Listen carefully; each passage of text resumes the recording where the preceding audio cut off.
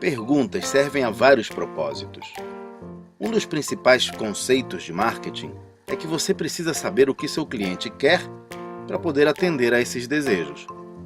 Isso vale para vender produtos às pessoas, mas também para identificar que argumentos usar numa entrevista de emprego, onde você é o produto, ou como negociar com a sua esposa aquela pescaria no fim de semana. Se você souber o que o outro lado deseja, poderá adaptar os seus argumentos e suas ações no sentido de atender a esses desejos e, dessa forma, melhorar as suas chances de sucesso. Uma das formas mais diretas de obter informação é perguntar. Mas existem muitas formas de perguntar e nem todas são eficientes para atingir esse objetivo.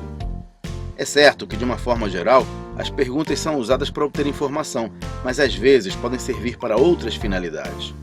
Por exemplo, imagine o pai saindo de casa na porta do elevador e seu filho, já atrasado para ir à escola, sentado no sofá, vendo televisão. Aí o pai diz: "Vamos?" Ora, isso não é uma pergunta.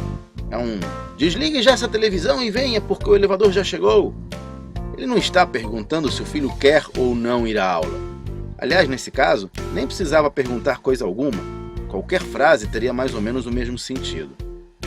Outro uso heterodoxo para perguntas é quando você não precisa saber a resposta, como no caso do sarcasmo.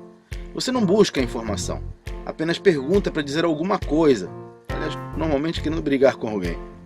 Por exemplo, imagine um marido que chega em casa à tarde e encontra sua companheira esperando na sala. Então, logo ele abre a porta, ela pergunta: "Por acaso você vai me dizer que estava trabalhando até esta hora?" A pergunta é do tipo fechada. Veremos adiante que é tecnicamente errada para obter informação.